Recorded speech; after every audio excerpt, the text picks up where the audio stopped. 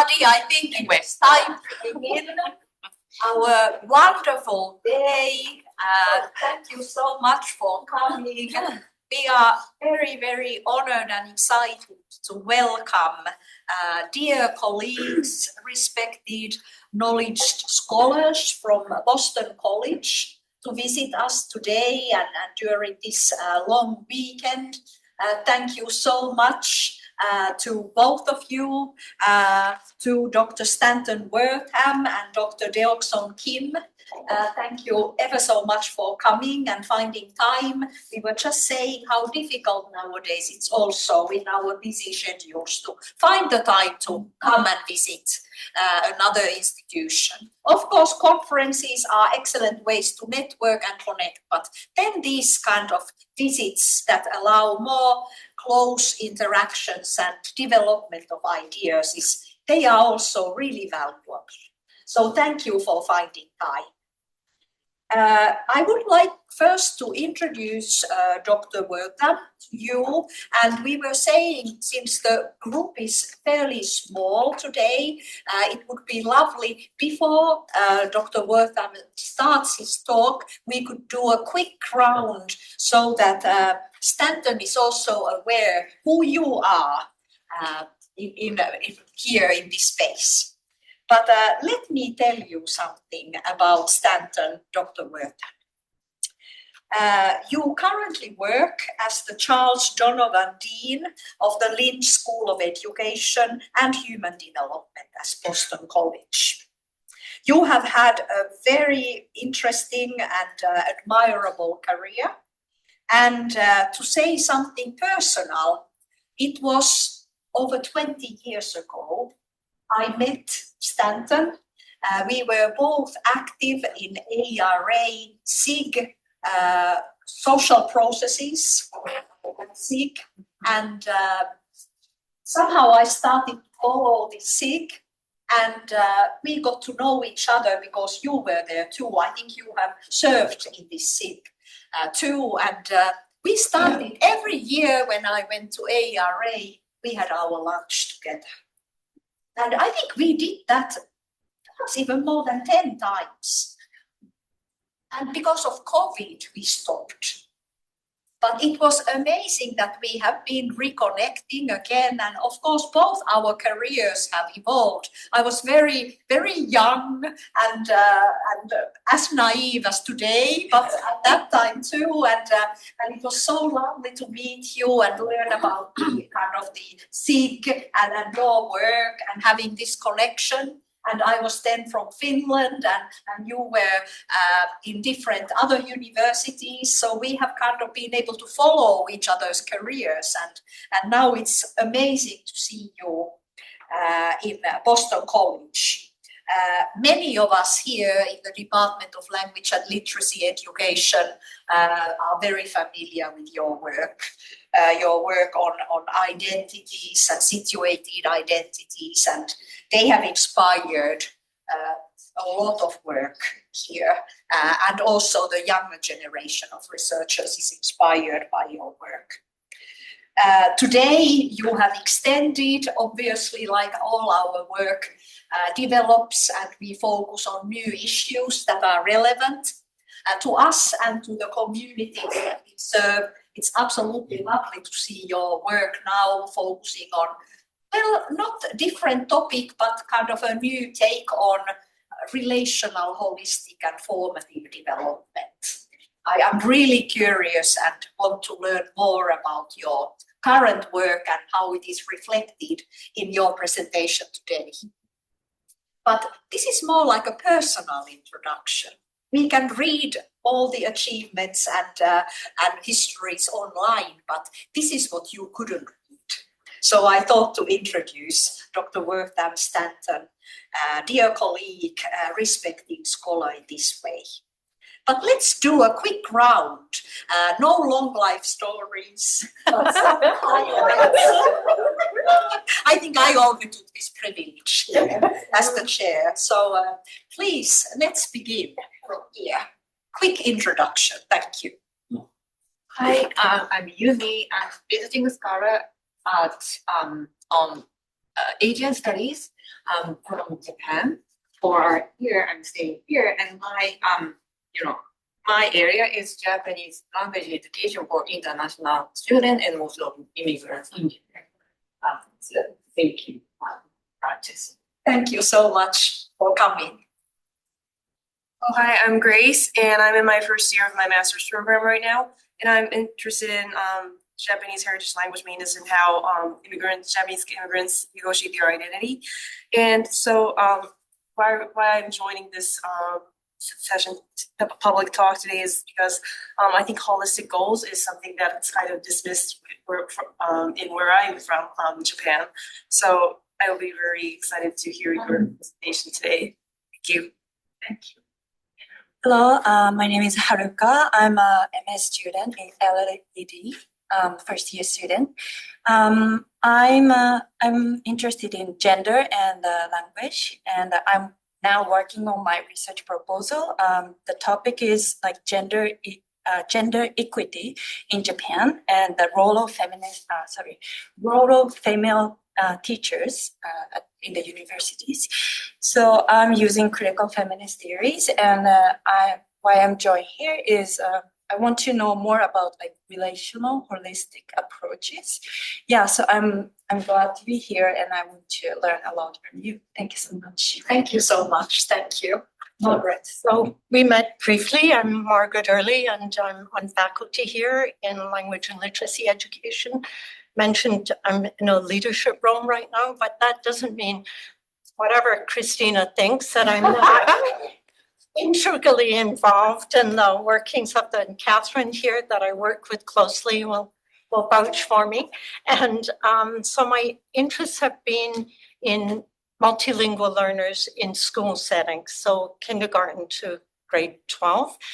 And traditionally looking at language and literacy in content areas, so disciplinary literacies and so on.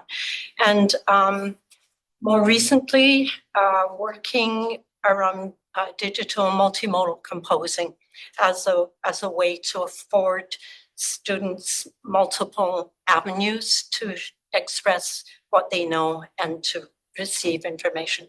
And Catherine and I work together in teacher education a lot. She'll speak to that around teacher education programs that prepare new teacher candidates for the diversity of the classroom.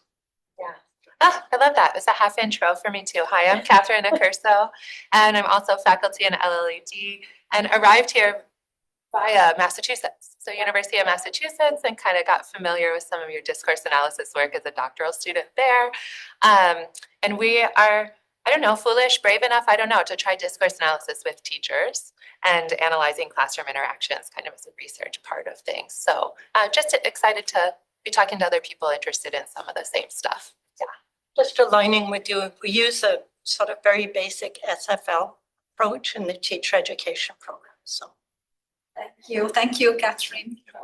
I'm Ryan DeChambeau. I'm also faculty here in LLED, but I'm also seconded half of my role to the UBC Roots and Macon Academic Exchange Program, which is a long-standing exchange where we have about 60 students a year, second to fourth year that come for about 8 months from Roots and Macon to campus. I'm just happy to be here and to meet you both. Thank you so much for coming. Thank you, Ryan.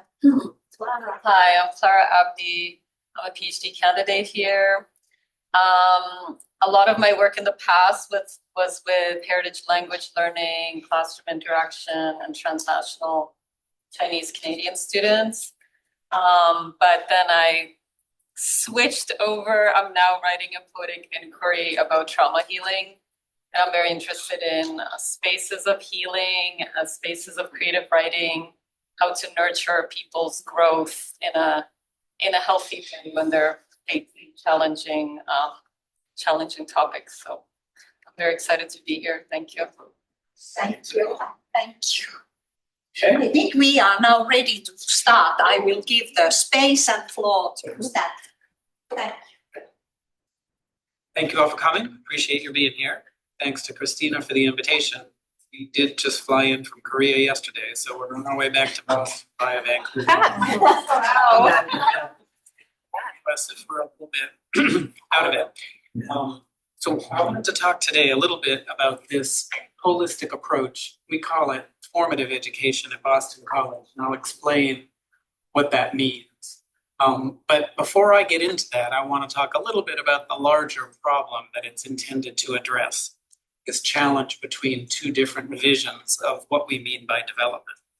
So one vision of development, this is a metaphorical representation of it. So each of those little pieces of a shrub is like a student or a child. And on this vision, development is about shaping individuals so that they do what the whole needs. So each of these plants has been shaped and trained so it looks really good with all the other plants. It doesn't so much matter what that particular plant wanted to do. If you would just let it go, it would have grown off in all sorts of directions. But in this particular context, what we've done, what the gardener has done, is shape every plant so that it fits into the whole, so it does what it's supposed to do for this larger collective presentation. And that's one vision of what human development should be like also, that humans should be shaped such that they fit into whatever social and economic system the larger whole needs them to be a part of. And this particular vision of development is quite venerable. It's been around for millennia. And there are still many places, families, societies, and cultures where this is what we do when we try to help young people develop. And the notion is the preeminent value is what the whole needs, what the society needs. And the individual's role is to fit in some way or other. Here's a different view of development, where nobody shaped this particular tree in order to do what somebody had a vision such that it would fit in with anything else. It just went wherever it wanted to go, right? And so it ended up with this sort of beautiful, complicated shape because it was inclined to go that way and there was sunlight that way and whatever other random environmental factors caused it to go off in different directions. And this is a different vision of development. This says that individuals have predilections. They have things that they are inclined to do, that they're good at, that they like to do.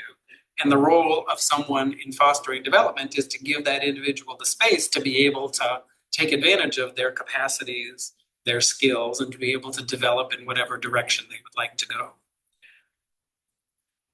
Now, these two visions of development, as you can see, are in conflict with one another. That one of them emphasizes the freedom of the individual to move in whatever direction. And the other one emphasizes the duty of the individual to fit in with whatever it is that the collective needs of that individual. So the one on the left, the more individualistic one, the one that's focused on freedom, I think of it as the car and the credit card vision, that it's a very American notion. If I have a car and I have a credit card, I can do whatever I want, I can go wherever I want, and nobody can tell me what to do because I'm American and I'm free to do whatever I want. So that's one vision of what it is that we should be doing. The other one is much more following whatever it is that the whole needs of you and performing whatever sorts of duties that you have as an individual. These theories of development, of course, go back thousands and thousands of years, and there's a conflict when you're trying to do both of these things at the same time. Because if I'm going to take my car and my credit card and do whatever I want, then I'm not going to fit in very well with what everybody else wants because I'm doing what I want. And as young people are wont to say here, you're not the boss of me. I can go ahead and do whatever. So this sort of conflict between these two visions is something you see in a lot of places. There's a famous Korean soap opera. Nowadays, K-drama is everywhere, so you can find Korean dramas in all sorts of genres. They got horror movies, they got shoot-em-ups, they got all sorts of things. The classic Korean drama, if you look at ones from a long time ago, are always about the conflict between love and duty. So you have two people who want to be together, but their families, it won't work because of something in their family history, sort of like Romeo and Juliet. And there's this tension throughout that propels the drama of, will they choose to be together or will they choose to do their duty? And that sort of classic plot captures this tension between freedom and community or freedom and obligation. You see the same thing in schooling, that there's a tension between schooling that's focused on the individual. Dewey wrote that famous essay, The Child and the Curriculum. So the child-centered education means we let the child study whatever he or she is interested in, because that's what will cause the child to flourish and be able to be motivated and pursue interesting things. And the curriculum-centered vision says they got to learn what you need them to learn. They have to learn math, they have to learn literature, they have to learn government. They have to learn that stuff because otherwise they're not going to be able to fit in with the rest of us. And that tension between the child and the curriculum manifests itself in lots of educational policy conversations. We tend to swing back and forth from one extreme to the other over periods of decades.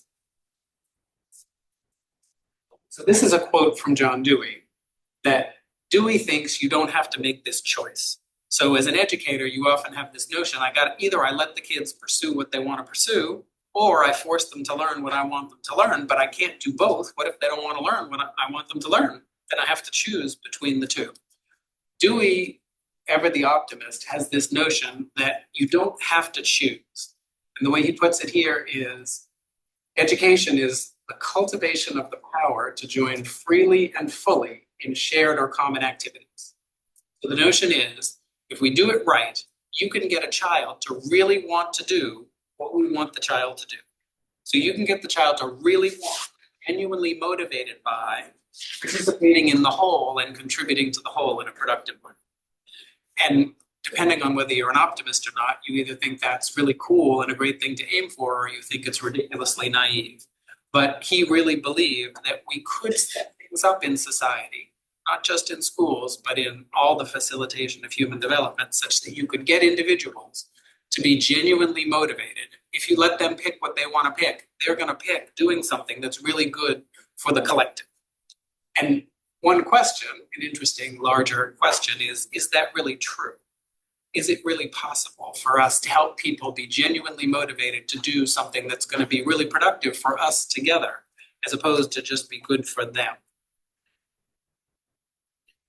So I want to reflect about that question a little bit with respect to schools. Schools aren't the only institutions, but they're one. And so would it be possible to do schooling in such a way that you really could get individual and collective flourishing simultaneously, as opposed to having to choose one or the other? And we live in a time where it feels as if you too often do have to choose, that if I do whatever I want, and I'm not going to have lots of friends because I'm going to be doing whatever I want. I'm not going to be spending lots of time on them. If I join a community, if I join a church, then they're going to tell me what to do, and I'm not going to get to do what I want. So it really feels as if you have to pick one or the other. The question is, could schools help us avoid that problem such that we could really get both? And I want to talk about that with respect to schools and a contemporary problem that you all will recognize, that young people nowadays are often feeling quite alienated. And this is not a problem of kids who come from disadvantaged backgrounds, that lots of rich kids are wandering around feeling alienated, lack of a sense of purpose. There's really this notion that they're not deeply committed to something. Suicide rates are relatively high, rates of depression are relatively high. And so we're living in a time where it seems as if young people are wandering aimless. Even if they're doing well in school, they don't like it, they burn out quickly. We have various challenges of this sort, a lack of purpose. So, could schools help? Young people spend a lot of time at school. Now, it's not school's fault necessarily. The alienation, the lack of purpose, the depression, that's not all school's fault. That there are lots of causes in society for why young people are feeling this way. But schools, you would think, could help, that if we want kids to have more of a sense of purpose, to feel more engaged in life, to feel less alienated, to be more motivated, you would think schools would be a good place to start, just since they spend a lot of time. But I'm here to tell you the bad news, which is schools are not in a very good place to help with this problem. And the reason is, over the last half a century or so, schools have turned themselves into places where you focus narrowly on subject matter. You focus narrowly on vocational training. You worry about outcomes, which are usually measured in pretty narrow ways. And so it's not a good environment to help kids develop a sense of purpose, a sense of what really motivates them, because you kind of stripped away a lot of the intrinsically motivating stuff with these sorts of assessments, narrow curricula, high pace, high speed, getting kids more and more at younger and younger ages. And that's not a context that's conducive to overcoming this lack of purpose to help with this larger problem. So, could schools do better? And if so, what would that look like? how would you have a school that would engage kids more in things that would motivate them, give them a sense of purpose, overcome this alienation, and thereby make it more likely that those young people would be motivated to participate in things that would be good for the whole in a way that would help solve Dewey's problem, that would let Dewey's vision come into being. So I'm going to talk a little bit about a version of whole person education. There are many approaches to holistic or whole person education. Been around for a very long time. I want to talk about a particular version of it. But the basic story, the basic argument is, if we do a certain version of whole person education, it can help overcome the alienation and the lack of purpose that we often find in schools and young people. And that in turn can help with that larger problem of getting young people to feel more engaged in the world in a way that is productive both for them and for the collective. This is a good time for holistic approaches to education. That, we had the high tide of the standards movement, 2000, 2010 in the United States. We had No Child Left Behind. We had both Democratic and Republican administrations pushing for standards and testing and assessments and all sorts of narrowing down on the purpose of school. School is about learning subject matter as much as quickly as possible, and it's about vocational training. So kids learn skills, they can get jobs. And that narrow vision, there was a backlash against it that's now at least 15 years old, maybe 20 years old. People started to realize, wait a second, that's not enough. I mean, of course, kids need to learn stuff. They need to learn math and science and literacy and whatever. But there are other things going on in kids' lives and we can't ignore it. And various of these traditions, social and emotional learning in the US and to some extent here in Canada, was a big thing. Now in the US, it's become politically coded as left. So it's a little bit on the downswing. But it was a big movement saying, hey, content, subject matter, yes, but also social and emotional skills and stability. Well-being or flourishing are terms you often hear around the world. Singapore has this remarkable curriculum around well-being that they've been working on for almost 20 years now. And it's quite an impressive thing. A lot of us have this stereotype of kids in Singapore tied to their desks 20 hours a day learning math, right? But it turns out that over the last couple decades, that's no longer true. They're still very good at learning math, but they also have this whole curriculum around flourishing, around well-being, different dimensions of how people can feel fulfilled. And there's character education, which is a venerable tradition that has experienced a bit of revival recently. So I want to talk to you a little bit about what we do that we call formative education at Boston College. This term formative, Boston College is a Jesuit university, and formation is a Jesuit idea, this notion that we should help young people develop holistically. So I want to give you a feeling for what it is that we mean by that. And I want to do it in terms of these 4 dimensions or principles or commitments. So the first one is already familiar from how I framed the talk, that informative education is not either about the individual or the society in isolation. Most approaches to holistic education lean one way or the other.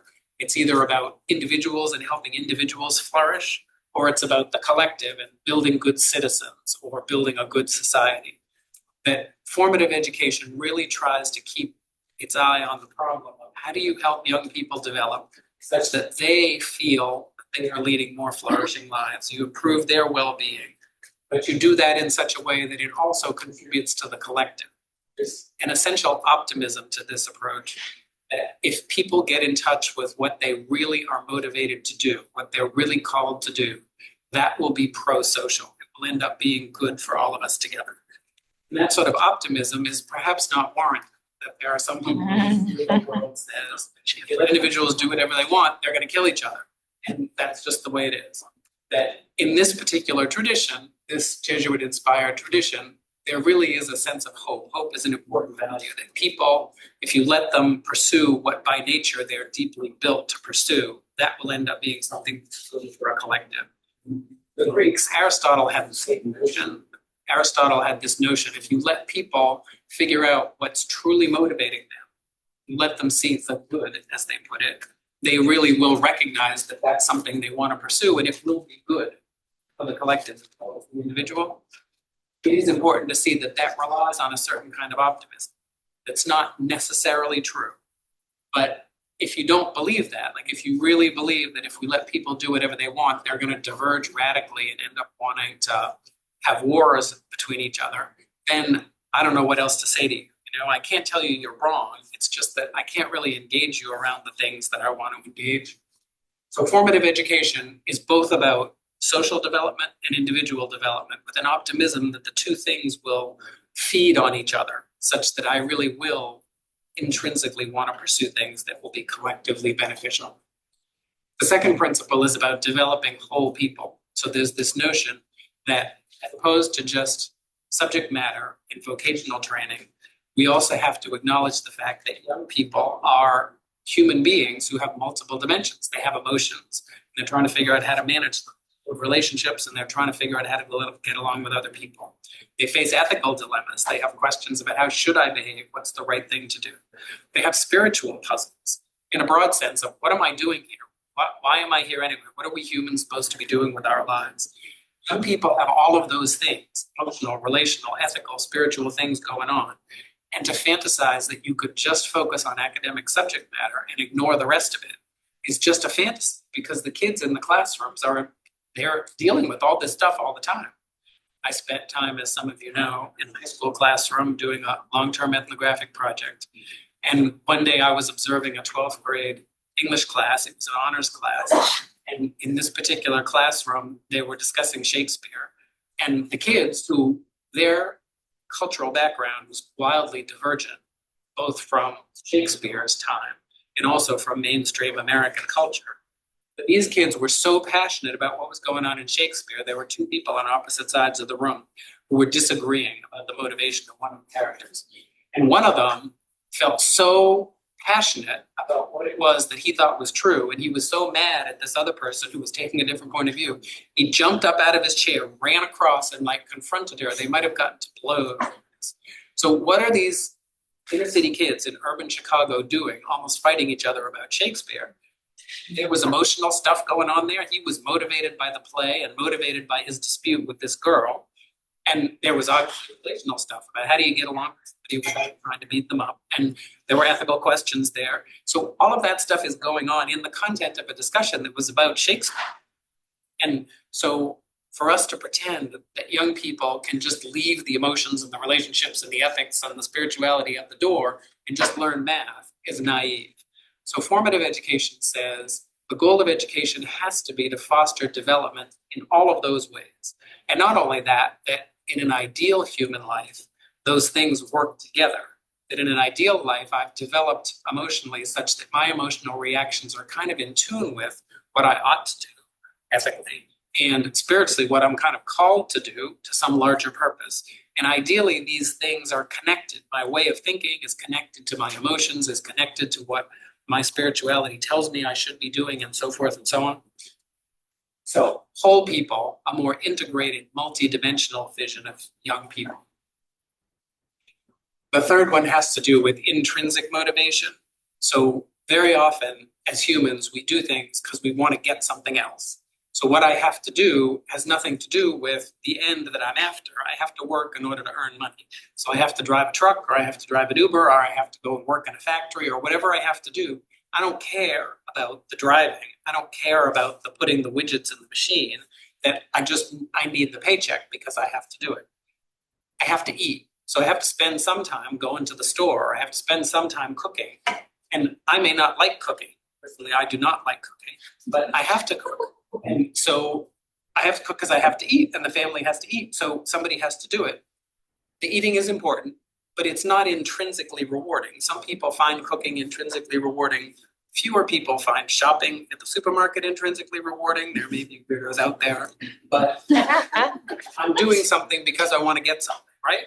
You got to wash your face, you got to brush your teeth, not because you like brushing your teeth, but you have a goal in mind. So as humans, we have to do things for extrinsic reasons. It's impossible to live your life only with intrinsic ends in mind. However, if most of what you do is just for extrinsic things, why do I go to school? Because I want to get good grades. Why do I want to get good grades? So I can get into a good college. Why do I want to go to a good college? So I can get a good job. Why do I want a good job? So that I can make more money. Why do I want to do that? Because I want a sports car. Why do I want to do that? So everybody will be jealous of me. You live your whole life just pursuing extrinsic ends.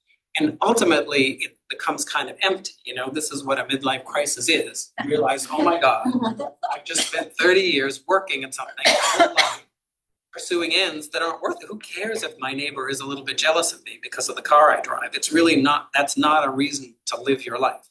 So intrinsic ends have to be part of what you do. That if you read novels, maybe you do it because there's something intrinsically valuable about that. There's something valuable about experiencing other perspectives, understanding humans and why they act the way that they do. Some people find that intrinsically rewarding. You're not reading the novel because you're going to get something. You're reading it because it gives you some sort of intrinsic reward. So we say when we do formative education that it's important for us to do it in part to help young people pursue things that are rewarding in and of themselves. They're intrinsically valuable as opposed to extrinsically valuable.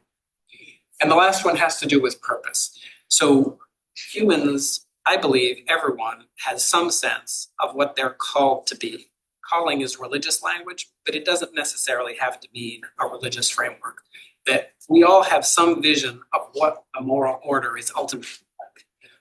We have divergent visions of it. Some people are really focused on humanistic ends, like treating other people in certain ways and the flourishing of other humans. Some people are focused on critical ends about reforming society and helping society become more just, treating others in the right way. Some people are focused on ecological ends, about the natural world and our place in the natural world. Some people have religious visions of the divine and what the divine calls us to do. I don't have a right as an educator to tell you what to believe, so I don't have a right to tell you ecology is the thing.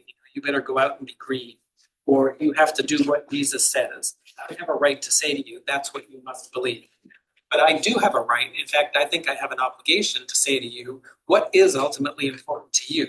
If you say, well, I want to like BC in the business school, we have an undergraduate business major. What they do in the first semester, young people come in, is they ask them, the first semester is actually all philosophy and theology. They force the business majors, the accounting majors to learn philosophy and theology in the first semester. And so they come in and what they ask them initially is, well, why are you here? Like, why do you want to be an accounting major? And of course, 90% of them say, because I want to make a lot of money. And they say, because this is the business school, so they say, that's great. We're all for making lots of money. You know, we want alumni donations. However, that's probably not enough. Like, think of yourself at age 50, 60, 70. If all you did was make a lot of money, how's that going to feel? What else is important to you besides that? So they get the first year students talking about what is important. You know, family is important, friendships are important, or I really care about my community, or whatever it is that that particular individual is motivated by. And they're trying to get a sense of what is really important to you, because if you don't have a sense of larger purpose, then there's something missing. There's an emptiness that comes in your life. So BC spends a lot of time, especially with the undergraduates, trying to push people to ask these questions about purpose. What is your purpose? What are you motivated by? What is it that you feel is ultimately important? And what's your role in it? That you have some vision about ecology, or about humanism, or about critical approaches to society and justice, or about the divine. You have some vision of that.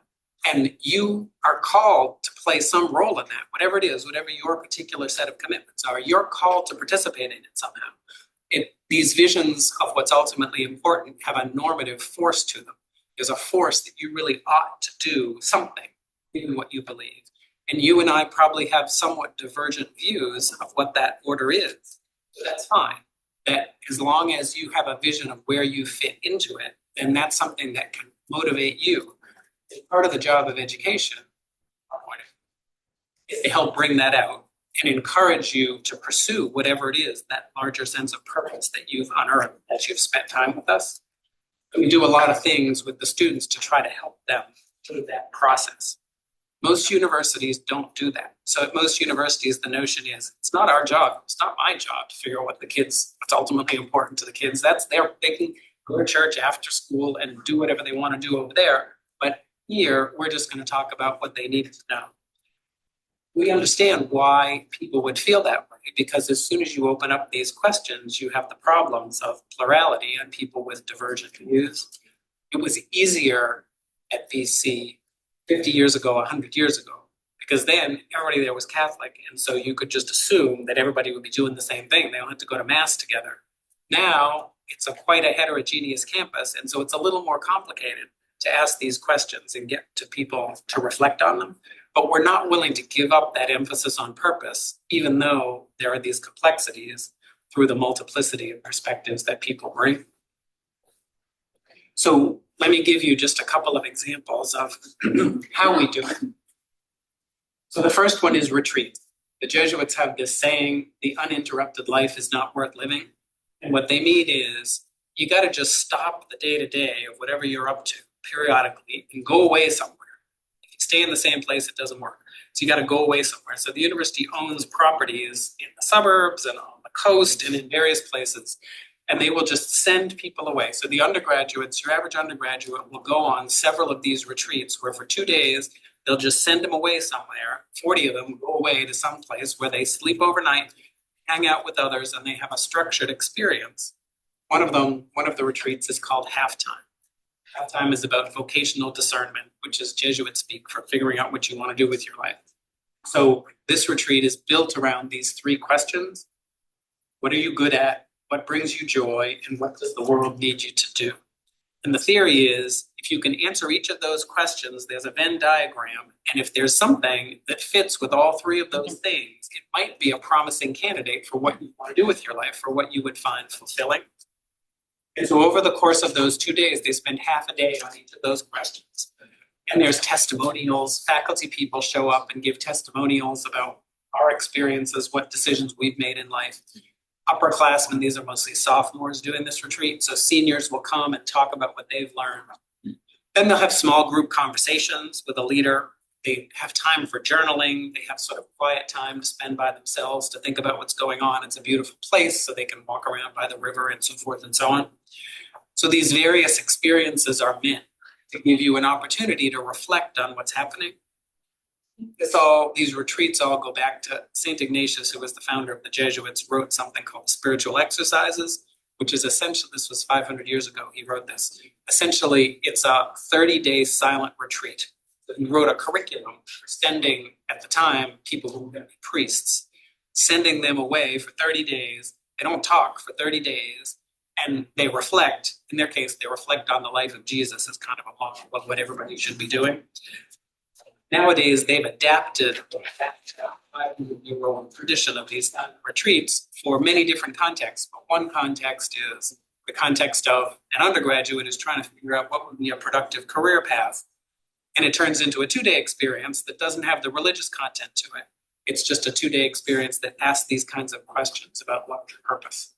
So one way to try to get young people to develop more holistically is to give them experiences like this, where they can go away and ask these kinds of questions.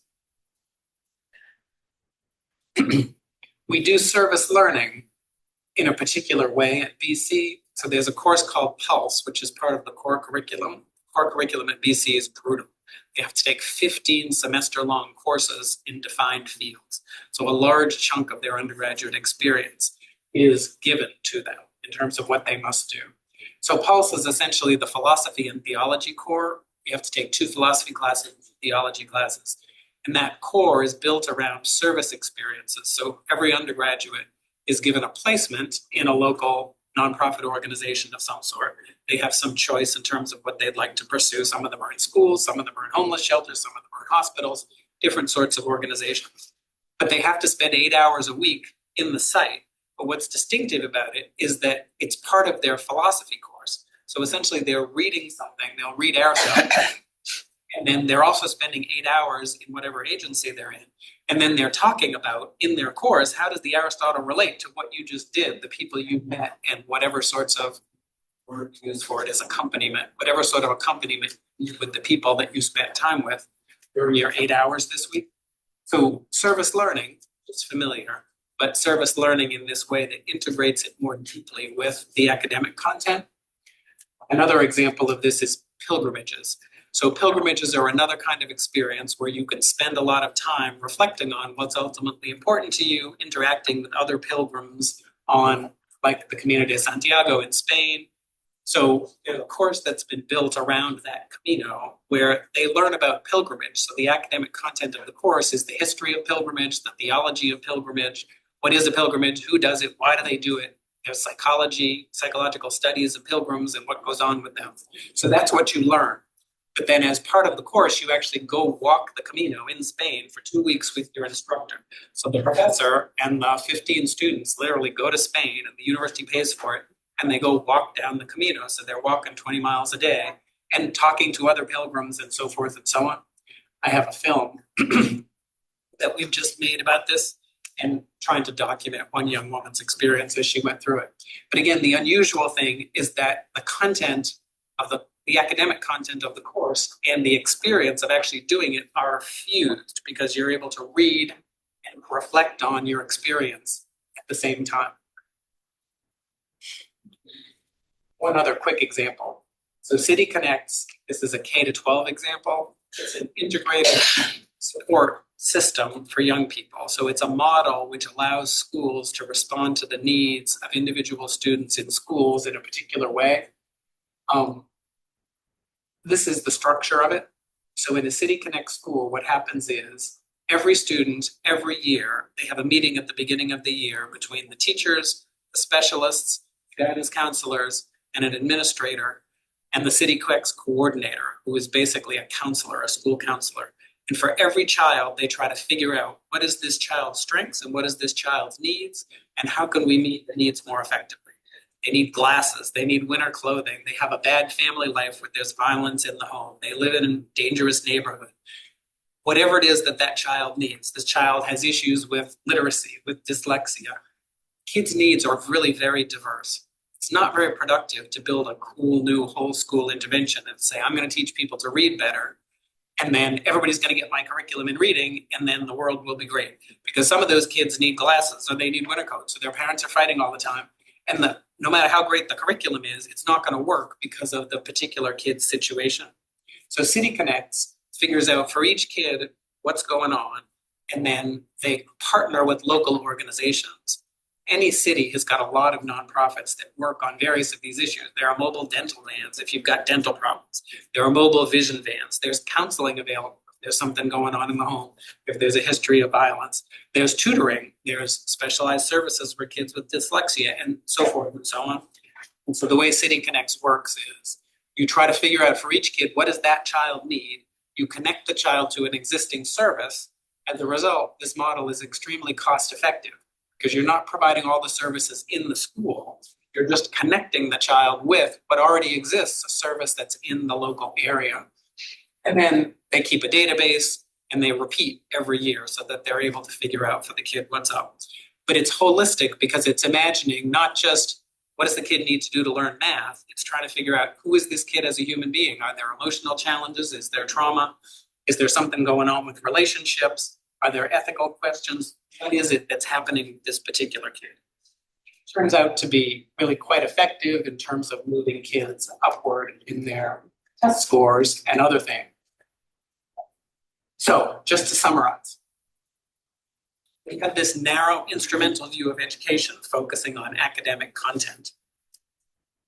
There's been globally a reaction in the last decade or two against this, a very strong reaction, which is a healthy reaction. And it's happy to see social and emotional learning and flourishing and well-being and character education and civic education. I think all of these things are good because they all intend to broaden the focus onto multiple dimensions of development. And we need to attend to multiple dimensions of development. That formative education is a particular how we do holistic development. It's a little bit more holistic than some of these other approaches. Social and emotional learning does good stuff, teach kids how to manage and recognize their emotions, teach kids how to have empathy for others. I'm for those things most of the time. But formative education tries to go beyond just emotions and relationships to other things, to ethics, to spirituality, and their interconnections. It's pretty ambitious to try to do an ambitious vision of how it is we want to facilitate development.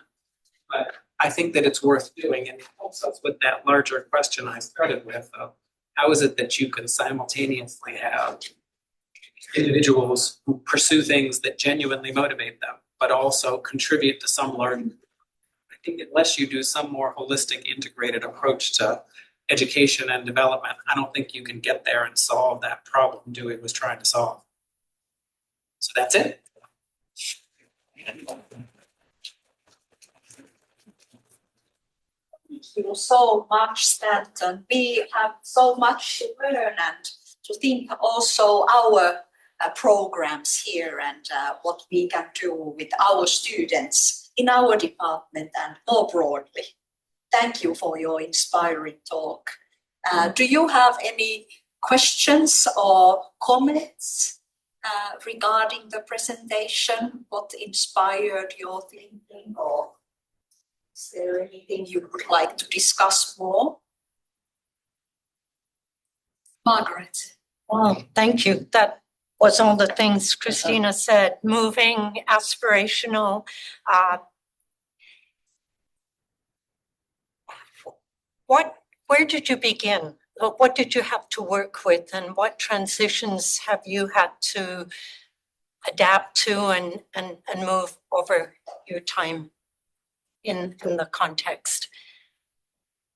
There are two development pathways here. One is the development of the institution over time. So how has BC come to be what it is in terms of this? And the other one is personal, like how have I gotten into this? Because I didn't start out at this sort of an institution. So take the first one first. So there's this religious tradition, this Jesuit tradition, and the Jesuits, when they started 500 years ago, they had a problem of how do you form young priests? In other words, somebody comes, says he wants to be a Jesuit, what do you do to turn him into one? And so they've been thinking about that for 500 years, and they have a whole set of, to become a Jesuit is a very hard, it's a 10-year process.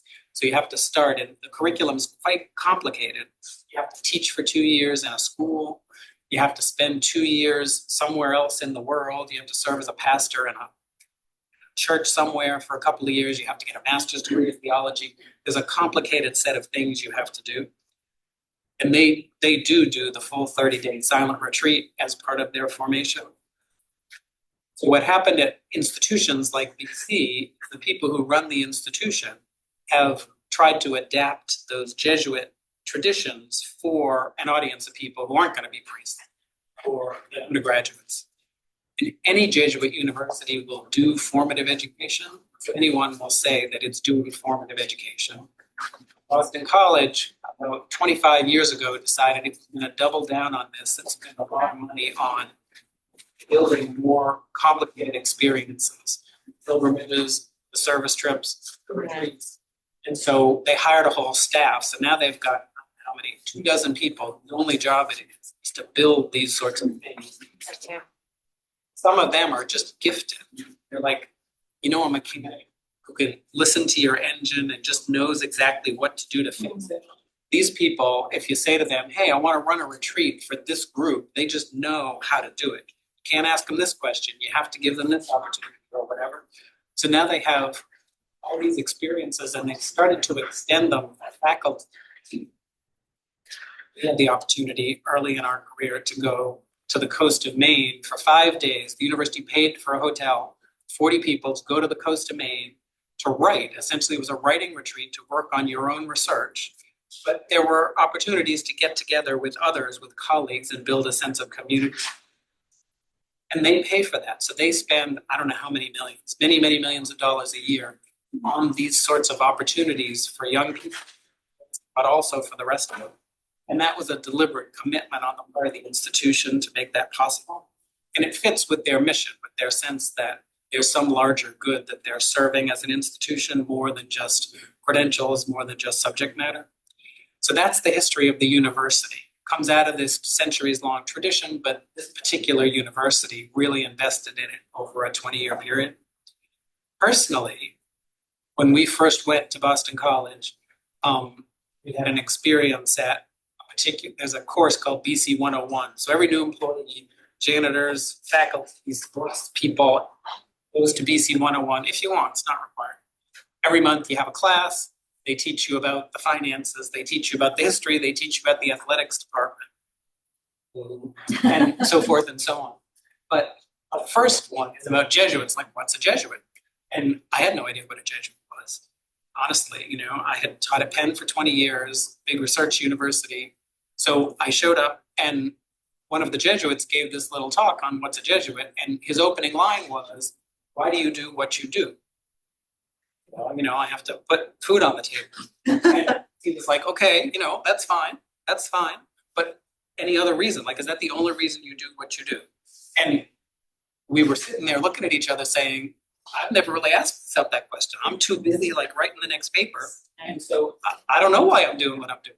It was a somewhat sobering moment, because I was in my 50s and what am I doing? Whatever I'm doing. And so he then went into the history of that's what the Jesuits are about. They're trying to help people figure out what are you called to do. And they're optimistic that if you really figure out what you're called to do, you're going to agree with some of their ideas about what's ultimately important. I don't know if that's true or not, but they're optimistic about it. But they give people the space to really reflect on what's up. So for us, we've kind of been taken by this vision of formative or holistic education. And it's been something that I've enjoyed. Now within our school, we spend money on it. The dean of this school, we're spending significant amounts of money to try to offer programming for students, to try to build research on these processes, to try to create new opportunities for activities of different kinds. And it gives you a sense of larger purpose beyond elite academia. You guys know, you're in elite academia. That elite academia, very often people are after status, they're after visibility, they're after resources, and you can lose sight of the other things that should be motivating why you're doing what you're doing. And lots of good work gets done that way. I admire the work that gets done that way, but there is something else to life besides just publishing in the right journal, besides just beating out that bugger, at Harvard for whatever it is you're trying to get or something. And so we try to make that part of what we're up to when the university makes its decisions. It's nice. I'm happy to be able to tell people when COVID hit in the spring of 2020, Harvard University, which is a few miles down the road, fired 300 dining services workers. Because there were no students, there was nobody to feed, so why would you have these dining services people? Now, Harvard has more money than most countries, right? But they did it. There was a huge stink. It was on the front page of the newspaper. I think they had to hire them back because it was so bad. But that was their reaction was, well, it doesn't make any sense. We can save money. And in the US, 80% of universities fired people during COVID, faculty or staff. But BC is part of the 20% that didn't. Now, Harvard has a lot more money than we do. But the president of the university was committed to his people. He was committed to a certain moral vision of what his obligation was. And if he had to fire people because the university was going to go bankrupt, he would have fired them. But he didn't have to. And so he put that at the top of his list. So it's nice to be part of an institution that has that sort of an ethical core to it. And a lot of Penn as a university, great people doing things there, but it doesn't have that same sort of ethical core, I don't think. Thank you for the overview and the personal perspective. Thank you. Thank you so much, Stanton. It's so great to have you here. UBC, I've been looking at the weather to see, I hope we're going to do a good job while you're here. But I was just interested in, since we're all interested in language, interaction and communication, the logic of the silent retreat. I've always wondered, I noticed you talked about the Camino, where people talk and chat and share. What do people find is achieved through silent retreats when in fact there's no opportunity to I assume feedback, reflect with others, get information? Could you help me through that? I'm intrigued that this is one of the programs that you support, and I'm interested in what students have found through that. They don't make the undergraduates go on truly silent retreats. It's an option, but most of the retreats are not silent. But I've been on a silent retreat as part of a program that I was in at BC. My version was 5 days, so it was a little bit modified. The classic spiritual exercises, the way that the priests do it as part of their formation, that's a 30-day experience. You speak during 1 hour of a day with somebody who's called your spiritual director. So it's basically like a spiritual therapist. So 1 hour a day, you would meet with your spiritual director and you would just share what you're thinking, what has come to mind over that day, and the person would they're trained, so they would give guidance. In the traditional context, the spiritual director would probably be a priest or a nun, so it would be someone with experience. The retreat that I went on, they modified it a little bit, so I did have a spiritual director that I talked to, and they tried to get someone to sort of match my own outlook on things. But we also got presentations. So in the morning of the spiritual retreat, we'd have a 1-hour presentation on something. And we didn't talk, but they talked. You had someone talking to you.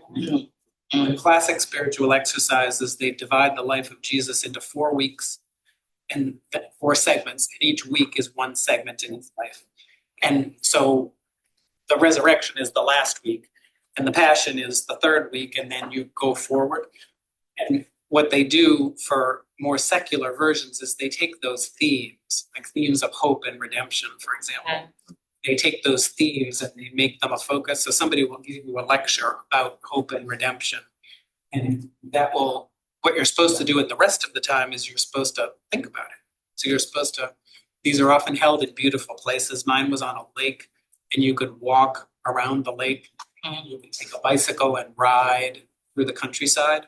And so you're just supposed to spend time reflecting. And if there's nothing else to do, because you're not supposed to be talking on the phone. I had a spouse who insisted I call her once a day. But most people, you're not supposed to talk on the phone, and you're not supposed to get on your computer. You're not supposed to look at your email. And so what happens is over time, with all that stuff away, you don't know what to do with yourself initially. But slowly you start to think about things, and you are allowed to read. And so classically they would read the Bible, but nowadays you could read something that's just spiritually interesting to you. And so it gives you an opportunity for things to come up that wouldn't normally come up. And if you're thinking that week about hope and redemption, maybe you're reading some things about that and you're reflecting on, am I really a cynic? Do I really not believe in this? And you do have a person you can talk to an hour a day about it. Have a chance to talk. So the silence is more to block out the stuff that distracts you. It's kind of like meditation, where in meditation you try to move away from all those other things in the environment that might distract you. So the silence means that no one can talk to you and you can't talk to them.